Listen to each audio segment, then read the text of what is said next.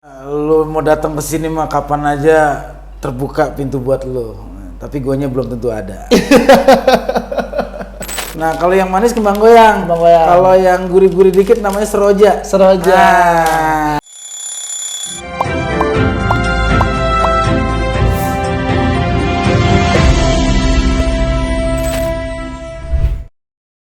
Assalamualaikum warahmatullahi wabarakatuh. Waalaikumsalam warahmatullahi wabarakatuh. Yo Wainers, saya mau salaman dulu. Wes, lu kayak ke rumah dukun lu. Emang masalah lu apa datang ke sini? Cium tangan. Jadi begini, Bang Haji. Duh, saya tadi diomelin sama istri saya hari ini. Ya wajar lah. Namanya bini kerjanya emang ngomel. Ngomel ya. Padahal lu diomelin bini tetangga. Yo Wainers, sebenarnya saya nggak perlu jelasin siapa orang yang ada di samping saya. Karena hampir seluruh masyarakat Indonesia, baik nyata ataupun tidak, kenal sama beliau. Wow, aduh, berarti makhluk gaib juga tahu gue ya. Bang Narji. Iya. Terima kasih, bro. Salam kenal. Iya, gimana nih? Lu nggak usah cerita, gue udah tahu maksud dan tujuan lu datang ke sini, lu tenang aja. Emang kalau masalah itu, ini pelakunya bukan orang jauh, ini orang deket. Pokoknya awalnya emang disakit hati aja mal. Bisa gue lihat di sini, gue terawang di sini, kayaknya awalnya dia lapar aja. Dia lapar ya. Berarti saya makan sendirian. Iya, lu harus cari solusinya apa itu kalau ada orang lapar kayak gitu. Jangan sampai dia akhirnya sirik sama lu. Kejadian ini kan sama lu sekarang. Perlu saya balas apa gimana nih Bang Haji? Nggak usah, lu kirimin makanan aja ke dia. Insya Allah aman udah ya. Kasih racun dikit. Mati dong. Bang, sehat ya? Alhamdulillah, sehat banget gua. Saya bener-bener terima kasih nih Bang Narji udah nyiapin waktu buat kita. Oh iya, lu mau datang ke sini mah kapan aja terbuka pintu buat lu. Tapi guanya belum tentu ada. Bang Narji, kan kita sering ngelihat abang di dalam layar televisi nih. Nah, tapi terakhir saya ngelihat abang itu jadi berurusan sama pertumbuhan dan pertanian. Nah, itu dia. Itu dia. Itu ngapain lu ngomongin pertanian, nih hama nelpon nih kayaknya. Ada hama nelpon. Hama. Oh, oke, bentar ya. Siap. Oke, lu lanjut dulu nih ngobrol deh. Iya. Ini urusannya agak panjang nih hamanya. Hama, itu gimana? Maksudnya abang lagi demen sama begituan? Apa emang itu? Enggak, lu demen sama begituan kesannya konotasinya nggak enak itu. Nggak enak ya? Bang Narji demen banget begituan. Nah, itu konotasinya nggak enak itu. Nyobenders nih, ini mungkin pada kaget kok si Bang Al begitu sih. Ini deg-degan. Ini sebelah kita, waduh. Nah, jadi entah dulu. Jadi kenapa saya sampai di sini? Lu cerita dulu dah, bentar ya. Gua ada urusan sama virus nih. Jadi saya punya tetangga. Saya juga nggak tahu kenapa dalam keseharian saya itu saya merasa gelisah, bimbang, sedih. Itu ternyata ada yang nggak senang sama saya. Perkaranya sepele. Itu gara-gara saya lupa nawarin dia makan. Karena harusnya saya nawarin, walaupun cuma sesuap atau 2 suap. Jadi ini pelajaran buat kita. Kalau ada, lihat sekitar dulu. Karena kalau udah kayak gini berbaliknya ke kita. Jadi kedatangan saya ke sini, alhamdulillah Bang Narji udah tahu. Jadi saya nggak perlu jelasin. Kan begitu. Karena gue udah tahu, lu kesini intinya lu datang mau nawarin gue makanan, buat gue cobain kan. Betul. Penerawangan gue bener kan. Ini makasih lu. Pas banget nih jam-jam gue nyemil jam begini nih. Dan ini salah satu makanan favorit gue waktu lebaran. Ini emak gue kalau lebaran dulu, ini wajib bikin sendiri ini. Betul. Ini namanya kalau di kampung gue dulu kembang goyang, bener? Betul. Nah, kalau yang manis kembang goyang. Kalau yang gurih-gurih dikit namanya seroja. Berarti ini udah nggak asing nih Udah nggak asing di lidah gue. Tapi kalau yang namanya bikin gini, nggak semua tangan, nggak semua produksi sama. Beda-beda. Ada yang renyah, ada yang dominan manis, ada yang dominan gurih, ada yang pakai wijen, ada yang enggak. Ini kayaknya polosan nih nggak pakai wijen nih. Bismillahirrahmanirrahim.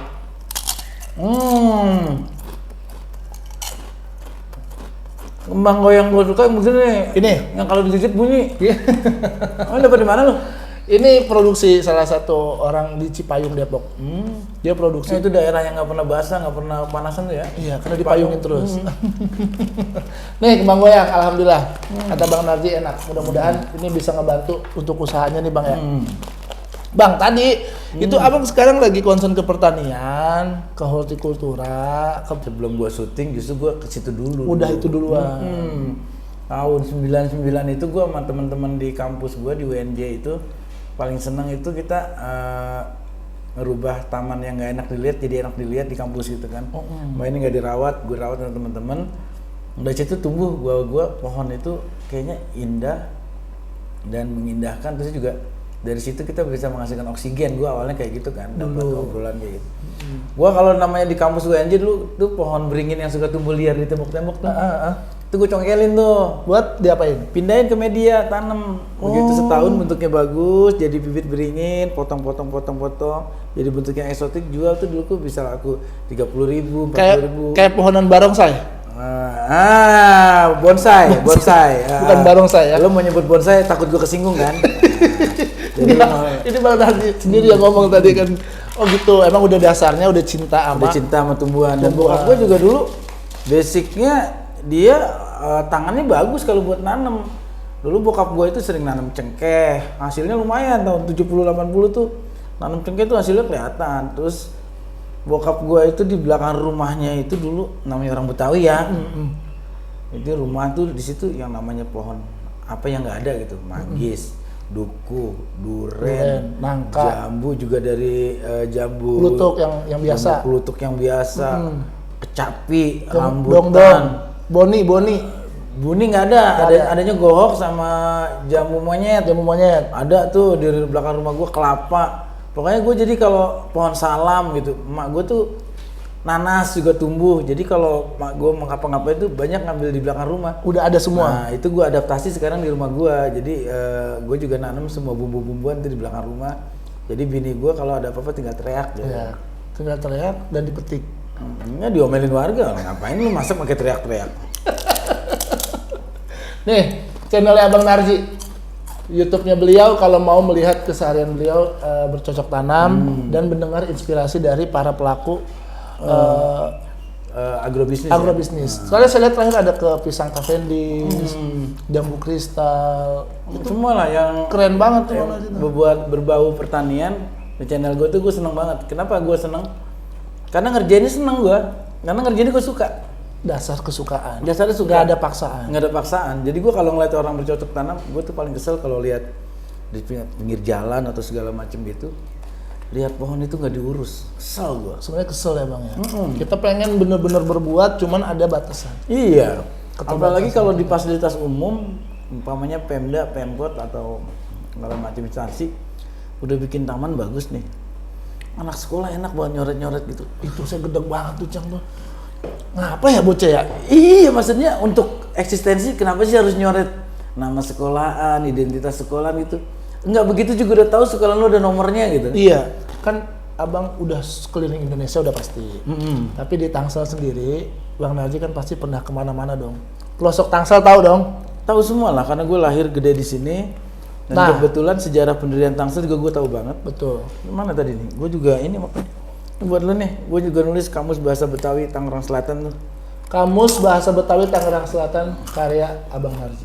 Di sini adaptasi semuanya. Yang nggak tahu kita lihat. Kalau buku ilmiah kita nggak bisa karya ya, disusun aja sebenarnya. Susun. Karena gue menyusun data-data, gue ngambil dari 54 kelurahan yang ada di kota Tangerang Selatan dan ngambil sampel tetangga-tetangga kita kayak Depok, Gunung Sindur, sini Cisauk. Itu kan daerah limpahan masih kita berbatasan. Nah itu gue ambil kayak Ciganjur masih gue ambil juga. Nah, pertanyaan saya, selama keliling Tangerang Selatan, pernah nggak nemuin tempat makanan yang unik dan Bang Narji langsung suka? Pusatnya banyak banget di sini mah. Banyak banget. Banyak banget. Kalau di Tangsel itu apapun kalau yang namanya sekarang bikin kenyamanan atau bagi Instagramable gitu, pasti diserbu pengunjung dan kita parkir aja nggak muat. Parkir nggak muat. Di sini ada beberapa tempat yang sekarang lagi viral banget kayak di Kebun Latte, Bermuda, kemudian juga ada namanya Theater Beach, Oh, yang di Alam Sutra ya? Enggak, sebelah sini, dekat sini. Oh, ada ya? Tapi Bang Narji sendiri suka masak gak sih?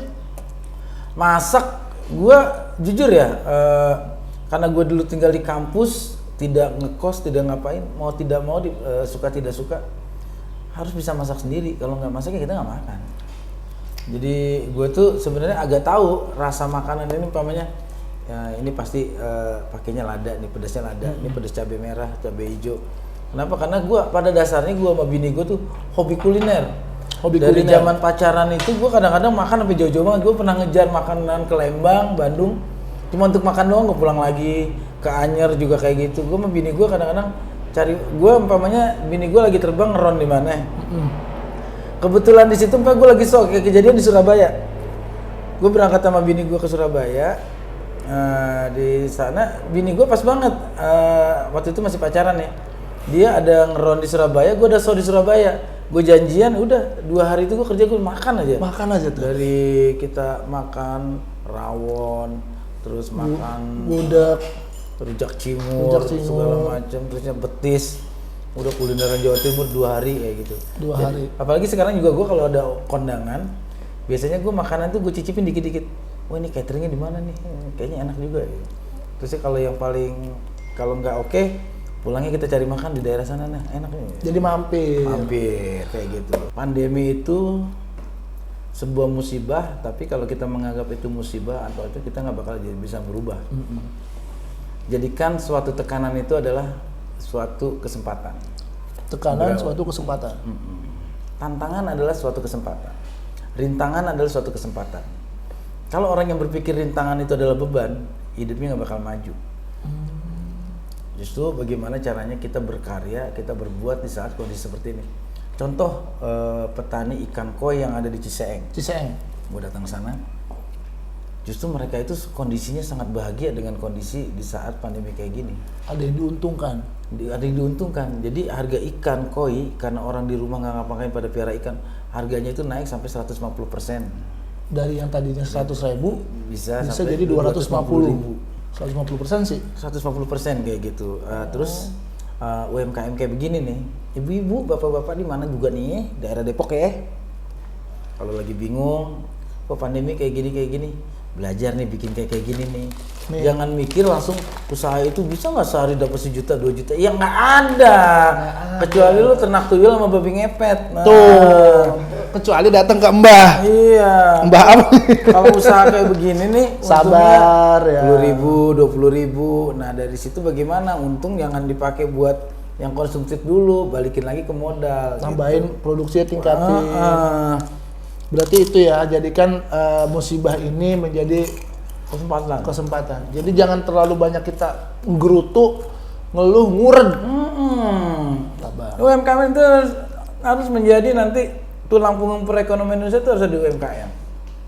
Lu belajar deh dari negeri ginseng, negeri bambu Cina.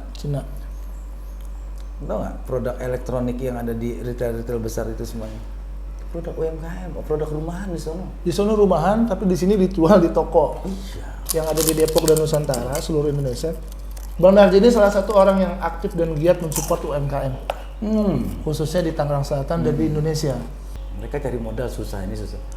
Apa aja bisa kita bantu buat mereka? Gue nggak bisa ngasih modal, ya paling gue bisa ngasih bantu kalau mereka mau begini nih, kayak ngobrol-ngobrol, kita nyobain, silahkan aja gitu kan. Karena gue juga tahu lah kondisi kayak begini. Kalau bukan sesama kita yang saling nolong, siapa lagi? Pelaku usaha, anak muda, ya semua pelaku seni sekalipun juga harus begini. Karena kan nggak bisa dikasih dengan, mohon maaf, uang. Hidup itu biasakan jadi tangan di atas, jangan pernah jadi tangan di bawah. Karena itu adalah mentalitas. Nabi kita memesan itu bukan berarti saat momentumnya, tapi mentalitasnya. Orang yang selalu begini, ya hidupnya akan terus begini. Akan terus menjadi orang miskin. Kalau orang dari mulai penghasilan kecil sudah belajar tangan di atas, insya Allah Allah juga memberikan rezekinya, dia selalu tangan di atas. Yang selalu menjadi pemberi, akhirnya rezekinya melimpah. Ya. Mau rezeki besar, rezeki kecil, biasain. Biasanya jadi tangan di atas. Insya Allah rezeki lu melimpah. Insya Allah rezeki melimpah. Biasakan tangan kita di atas, mau dapat duit gede kecil, emang ada hak mereka. Dan buat para anak-anak muda yang mau jadi petani, jadi petani itu no baper no minder. No baper, Artinya no minder. kalau sampai generasi petani kita ini sekarang range antara usia petani senior dengan yang milenial ini jauh banget. Ngerinya begitu generasi kita ini udah terkikis habis, nggak ada lagi yang mau bertani anak muda kita di Indonesia, akhirnya balik lagi kita jadi negara konsumsi. Kenapa kita harus bertani? Segala macam produksi yang ada di sini selain pertambangan ya, itu sebenarnya berasal dari pertanian.